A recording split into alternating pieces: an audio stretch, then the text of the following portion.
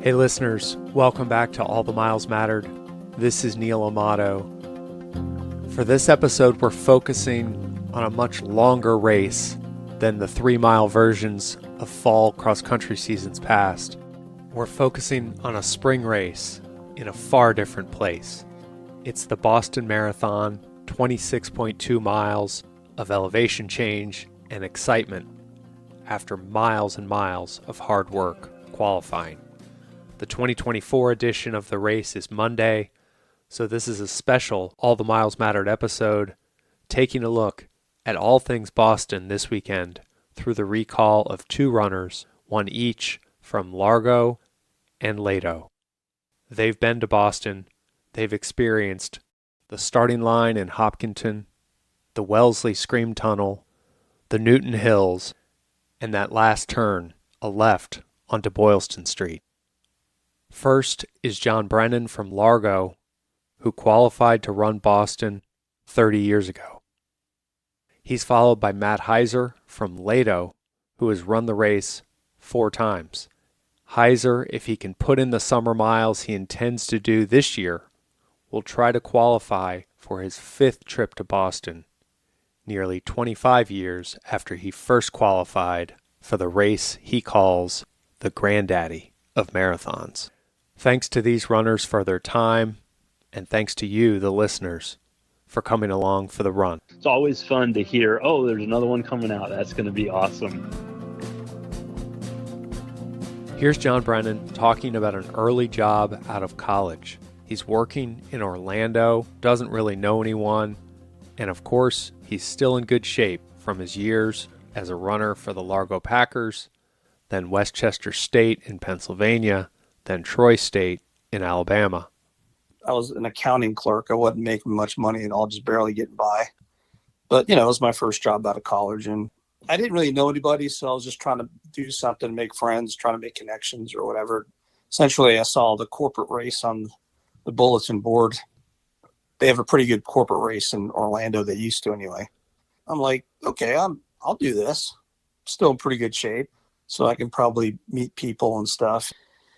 So essentially, I went to, find out about it. And I guess the person that was in charge of it had left or died, or I don't know what happened. But so the secretary was handling it, and she didn't want to handle it. So she convinced me to set it up. So what did that involve? Well, it was a lot. It was actually quite a bit because I had to get everything together and gather all the people together and get, there was a lot of, get all their sizes because we got it was pretty good. I mean, we got shirts and shorts and, all the other stuff, paraphernalia and little gift certificates. So, it was a nice little corporate bag of stuff. There's a couple of people. That's where I met my first wife. So that's how I met her. So as part of that, because she was running and she wanted to do it. And the other guy who got me into wanting to run Boston was a guy, I believe his name was Robert Butler. So he was an actuary. He was in probably about 50 or so, 52. And he had smoked and drank his entire life. So he had decided to start running, because his blood pressure, he was gaining weight and blood pressure. And he had been running for about 2 years prior. And so he ran the race. And then I remember talking to him, and he was saying that he wanted to run Boston Marathon. And he just started running 2 years prior. And I'm like, really? Wow, that's pretty amazing. So he said, I'm going to run 3 hours. I said, really? You're going to run 3 hours? He says, that's my goal. Yeah. I said, you just started running 2 years ago after you've been smoking and drinking all your life. And I mean, I thought it was kind of fascinating. And he kind of convinced me to look into running it. He said, yeah, Boston's the marathon. If you're going to run a marathon, that's the one you talk about, right?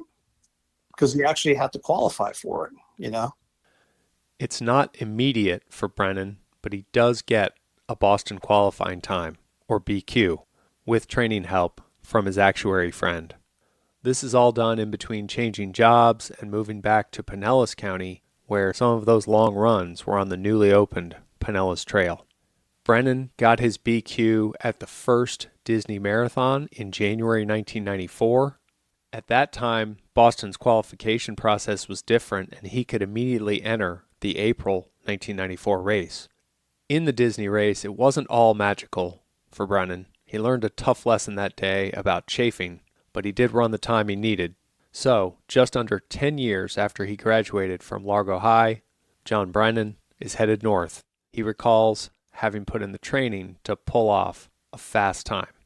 I had trained to run 3 hours, and that was my goal. And I felt that I was ready because I'd done like 20-mile runs, and I'd hit the three. I was able to keep that pace. So I felt pretty strong that I would be able to do that. I had a pretty good base. So when I got to Boston, I was like, I thought I need a 6-pack of beer at the end just to keep me motivated. The whole beer thing, I was like, okay, I want to be, after I'm done with the race, I just want to drink beer and feel better. Right. So that was like the thing the prize for me at the end of the race, my finish. So if I didn't finish, I wouldn't get the beer. It's kind of a weird mental thing. I don't know if you get it or not. No, I do. I can see that. It's like, yeah. So that's how that beer thing comes into play. So I get to Boston, and you can't figure out what road is one from the next because they're all being worked on. And I think they're working on that tunnel at the same time. Oh, the big dig. Yeah, the big dig. So it was all a mess. And so we go to Boston. It's a cool setup. They had the convention center. There's all these running things, and they have all these different, food events where you can go eat spaghetti with everybody and meet Bill Rogers and Frank Shorter and stuff. It was kind of cool.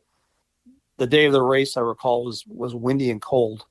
So I was kind of, it was kind of like in a hurry. We're leaving the room to get to the race. And I had gotten Band-Aids that time. I meant to put Band-Aids on myself so that I wouldn't, have the same situation happen at, Disney.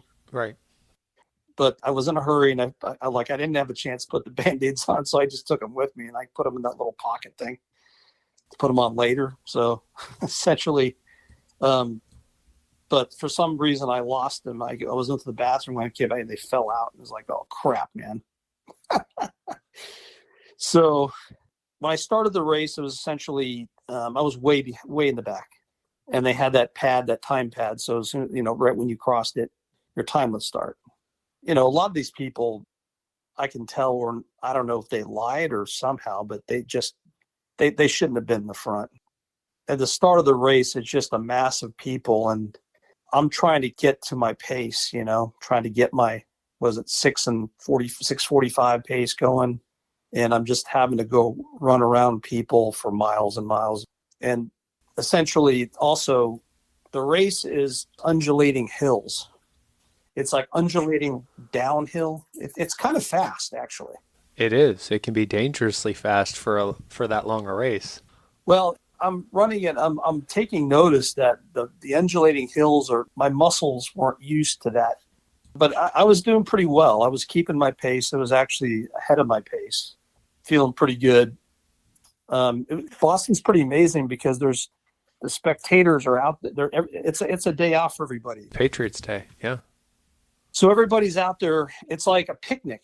I mean, there's people cooking up their food and stuff and drinking beer, and drunk people, and they're yelling at you. And, they have different people cooking food. You have like Indians cooking their spicy food, and Germans cooking their stinky food. And I just remember the smell. Some of the stink of the food just made me want to puke. And they're out there right in the side cooking the food up. And I'm like, man, I'm going to vomit. Some of this stuff stinks like hell. And I remember a lot of spectators. I mean, it's kind of cool because there's a lot of people cheering you on, Yeah. So I was feeling pretty good. And then I was starting to feel a little, I was starting to feel it. And there's an area along one of those women's schools. I forget the name. Wellesley. Wellesley. Yeah. There's on either side, there was like, for a half mile at least, there was girls on either side screaming. It was like, wow, this is like incredible. And then right after that, I think then there's the Heartbreak Hill part, which is not just one hill. It's two hills, actually. I think that's around 16 miles. I think I crested the hill, got up, and after about 100 yards, I was running, and there was a there was a banana peel or some kind of goo. It was some kind of crap, and it was like slippery. I was running and I extended my leg, and it slid forward and hyperextended my leg. And then it also, my back popped, like I just feel there was a popping in my back. And then all of a sudden my right leg went totally numb. It was like a funny bone, but it's my entire leg. And I'm like, holy shit, what did I do? I didn't know what happened. I tried to keep going, but then all of a sudden my back started to like totally seize up on me, just back spasm. So I'm like, I don't know what I'm going to do. I don't know if I'm going to stop. I don't know what to do because I'm in so much pain. So I started to walk, and all of a sudden my legs and my body started to like just freeze up on me, just totally. I was spasming, like my whole body was spasming. It was weird. I can't stop and I can't not stop. Huh. So I'm like, am I going to quit or what am I going to do? And I'm like, I walked over to the side of the spectators, and I'm like trying to figure out what I'm going to do. I don't want to quit, but I'm in so much pain. So I'm standing there, and the guy just, hey man, you want a beer?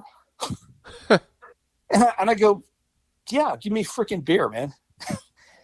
I'll drink a beer. And I was standing there just moaning and groaning to these people, and they're just looking at me like, oh man, I'm sorry, blah, that sucks. And so I'm like just bullshitting with them, and I drink another beer, and I'm like, okay, well, I'm feeling a little better now. I mean, I feel like at least my back's not spasming.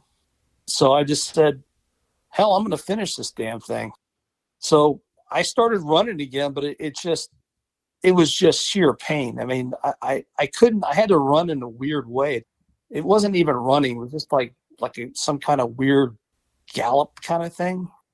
But I managed to do something in a way that I could actually keep moving. But it was like, it looked like Quasimodo. I was like bent over to try to keep my back from spasming. But it was like running forward in like a sideways like motion of running. So I just did that. Wow. Mile after mile. I don't know. I wasn't going very fast, and people, like running past me and stuff. And I'm like, all these things going in my mind going, you got to quit. You can't keep doing this. I'm just trying to distract my mind from quitting. So I just started focusing on the beer. Brennan's reference to the beer has some backstory, some of which, let's just say, is better left unsaid, at least in this podcast. If you see Brennan, maybe buy him the beverage of his choice, and he'll tell you the full story. The beer was a planned reward at the end of the Disney Marathon, and he also had a post-race celebration in mind with a 6-pack of his favorite type of beer then, Moosehead, when he finished in Boston. Well, I will actually go back because you mentioned the guy, the spectator. What kind of beer was that? Do you recall? It was just, did they still have Meisterbrow or something like that? Oh yeah, it was they did Meisterbrow. Yeah, sure. It was either Meisterbrow or it was Pabst. Okay, yeah, something along those lines. So he was nice enough to give me a couple of his beers, out of the the cooler. So whatever it was, I was able to continue on, and it was kind of tough because I looked pretty bad.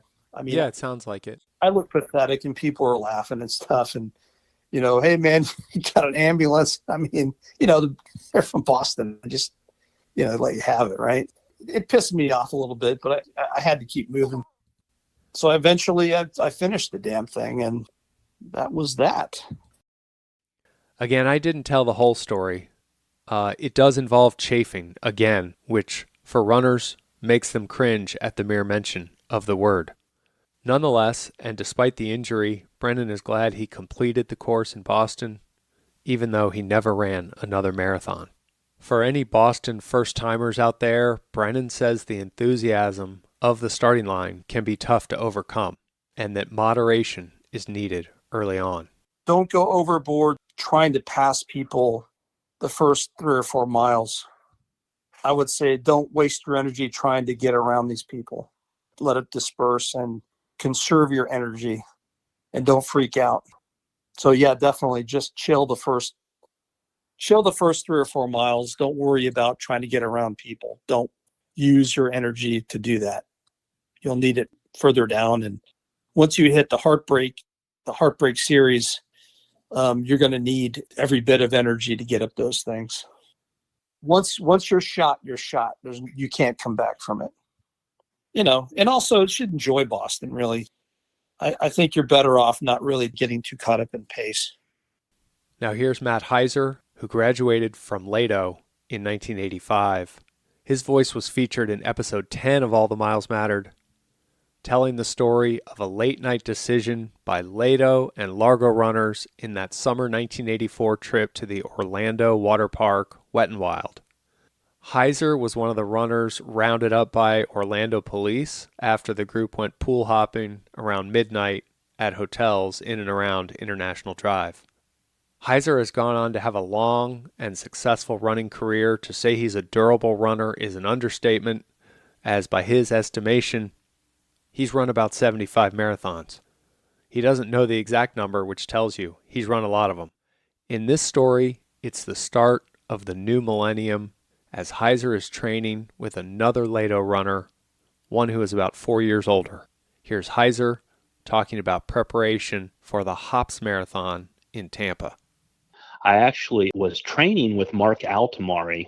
He and I were both trying to get qualified for Boston. He and I ran the first one to get the inaugural Hops Marathon. Neither one of us qualified. We decided, well, we're going to go ahead and try to run again in 2001 so we could qualify to go to Boston. And I don't know whether you know, Mark was like, he was my guy that just took me under his wing.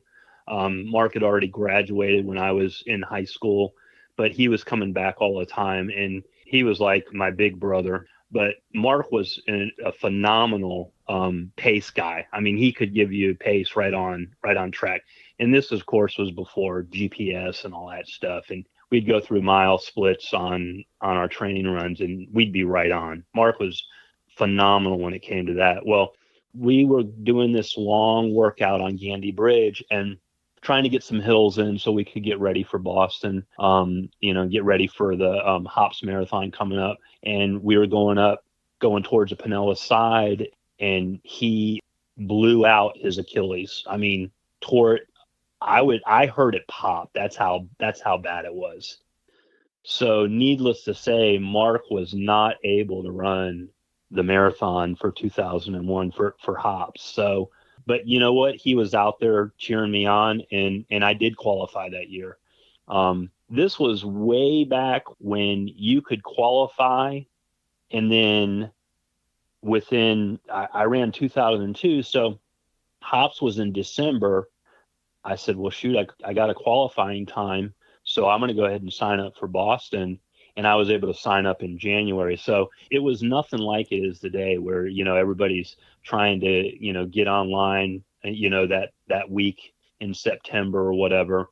And then hopefully you have a good enough time and you've made time crunch, Yeah. And I'm glad you mentioned that, because I had noticed that in John Brennan's timeline. I was like, this doesn't make sense. But he's like, right. It was the first Disney marathon. I looked it up, and the first Disney marathon was the same year he ran Boston. Yep. I was like, that doesn't make sense. But then I looked in some other newspaper articles and found, and so he basically ran a time in January and ran the race in April. So you did December and ran the race in April, right? I did. Wow. I did. I ran it in December, and then I ran it in April. And one of the things that kind of stood out for me at that first marathon, that first Boston, my birthday is right in the middle of April, and sometimes Boston falls on my birthday. Well, it just so happened that in 2002, it did fall on my birthday. I had to run 3:10 that year to qualify for Boston. I ran 3:12 at Hops. But you know what the deal was? Because my birthday... Age on race day. I made it because I got an extra 5 minutes, because that's the year that I jumped up to the next level, if you can believe that. I can't believe how fortunate you were that was the year that it worked. But I know. But yeah, And so just is that like going to like the 35, 39 age group from 34? Is that Yes, sir. That's exactly what it was. And that was back in the day when if you ran 3:15 and 59 seconds, you still qualified. They still gave you that 59 seconds. As long as the minute was still 3:15, then you still qualified. So, yeah, it's kind of interesting. They were still starting at 12 o'clock in the middle of the day, that type of thing. A lot of things have changed over the time. now this next segment focuses on the Boston Marathon in the year that so many people would like to forget but just can't. That year was 2013 with near perfect running weather and a great day for Heiser. It was again his birthday, but there will be no real celebrating that day for anyone. It was the year of the bombing near the finish line, the terrorist bombing that killed 3 people and injured hundreds more. I know it was several years before you went again. I also know that you were there in 2013. I was. In fact, Uh, that was the next year I went, was 2013. I mean, I can't even imagine. I had friends running it. I was tracking it. I was watching it on TV, but you were there. Yeah. What do you remember?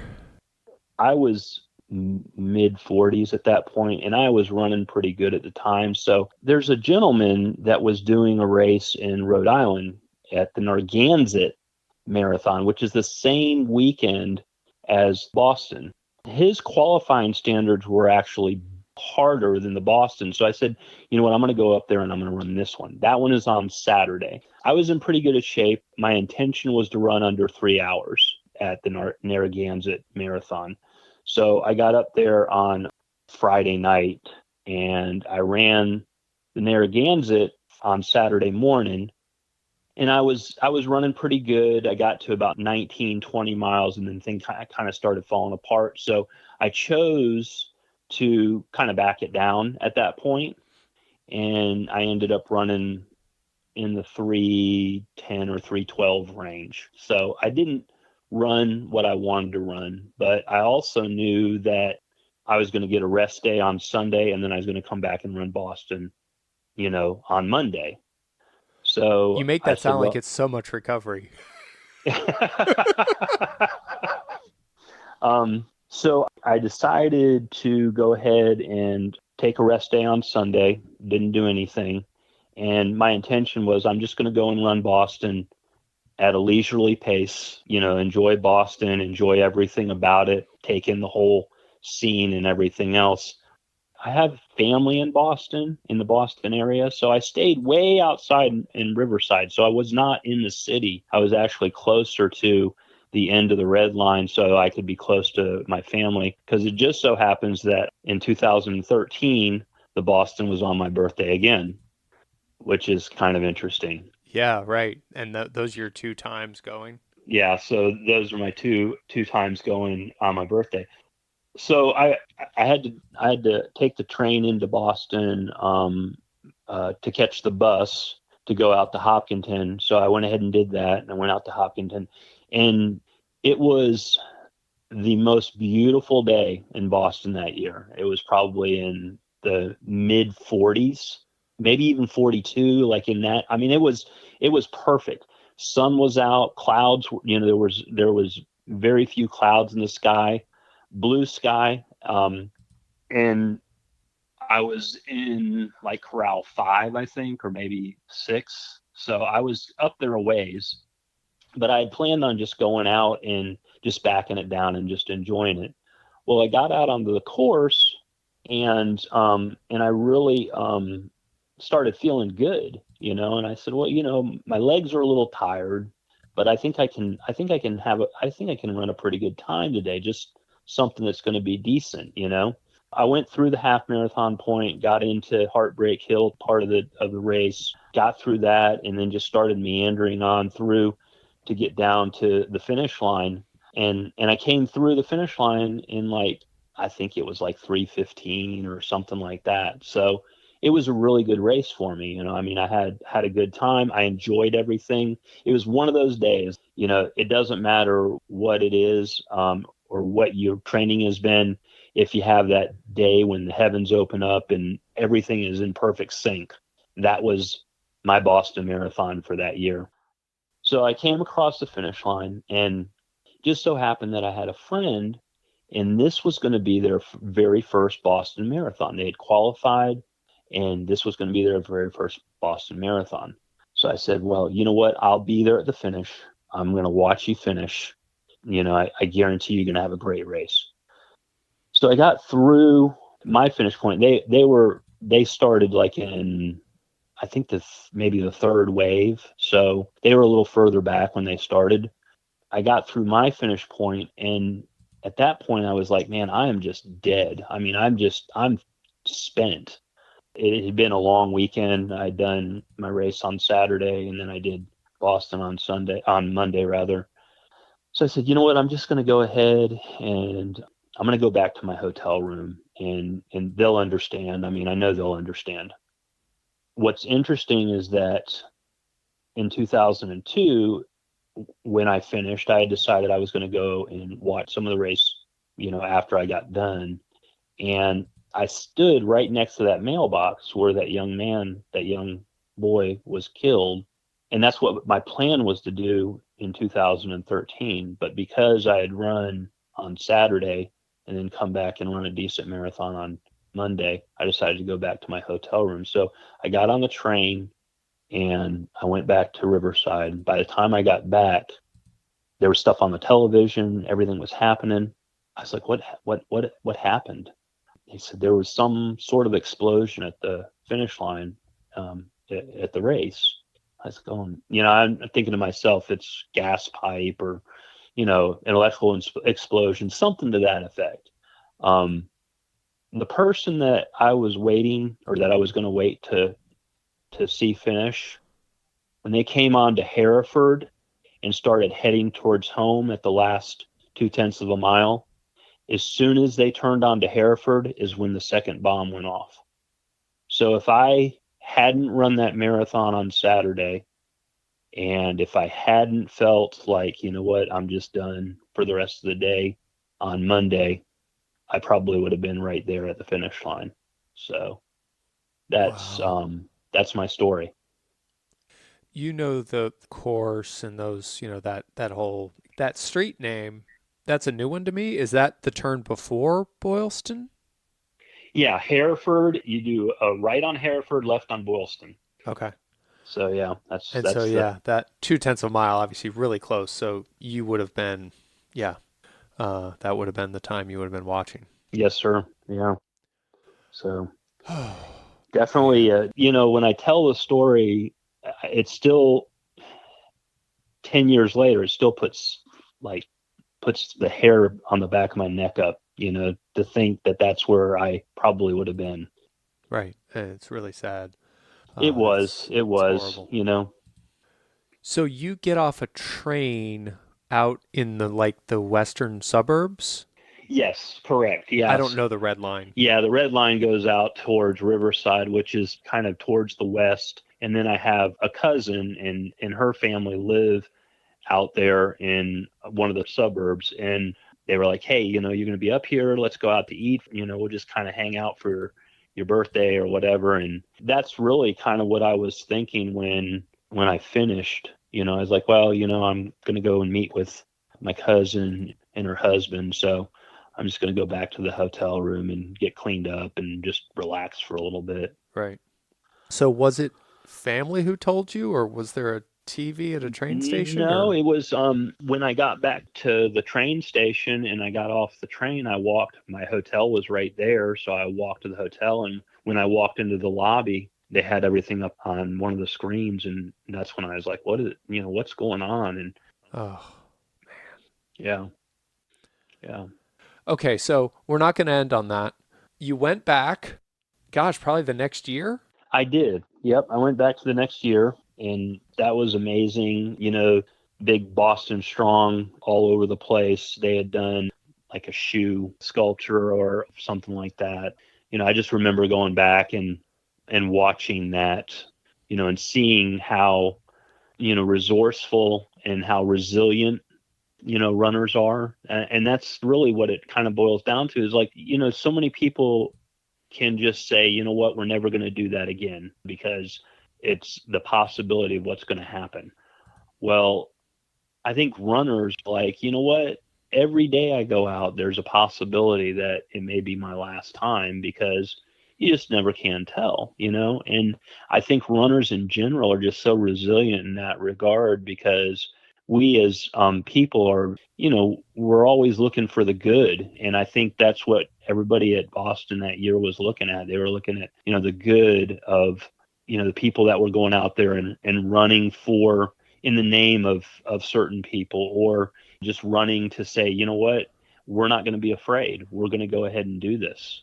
So I got to ask, did you go stand anywhere near where you would have been standing at that 2013 finish line? Yes, I did. I walked over to the mailbox where I would have been, and I stayed right there. I mean, I just, you can't not do it, because it's just something that you have to just have it as a reminder of how lucky you are, every day. I said it earlier. Heiser estimates he's run 75 marathons. For a while, he was trying to run one in every state. He's been to Hawaii for a marathon. He's been to Big Sur in California and elsewhere. But he keeps coming back to Boston. I think the first time you do it, it's because you've qualified, and it's just going to be one of those deals where, I've got to do the granddaddy. I got to do the one that everybody strives to get to. I think the reason why so many runners go back is because it's almost like a magic in Boston. The town is a phenomenal town to be in. It's so open to people that are running the marathon. And sometimes you go into towns and they're a little upset that you're there because you're going to stop traffic. You're going to do this, you're going to do that. Boston, they actually have, Patriots Day. I mean, that's the whole premise behind why they do Boston on that day. And so it's almost like a carnival. It's when John talked about getting a beer, that's not uncommon. I mean, there are people stopping and getting beers. There's, people stopping at the half marathon point and getting a kiss from, somebody at Wellesley, I mean, and Right. That I think is what the lure is to going back year after year after year. If you can get there, is because there's always something new to do. What would you give as advice for someone who is qualified for Boston for the first time? My biggest advice is don't get wrapped up in the first couple of miles, because you're downhill. That's what gets people, is you get so excited, the adrenaline is pumping, and it's easy to start, you're supposed to run 7:30 and you've run 6:30. That's the biggest thing. And honestly, I think if I was to tell somebody that's running it for the first time, this is your victory lap. So enjoy it. Just take in the moment. If you start and you plan on running 3:30 and it's not a good day, just enjoy the moment. Just take it all in. There's plenty to see along the way.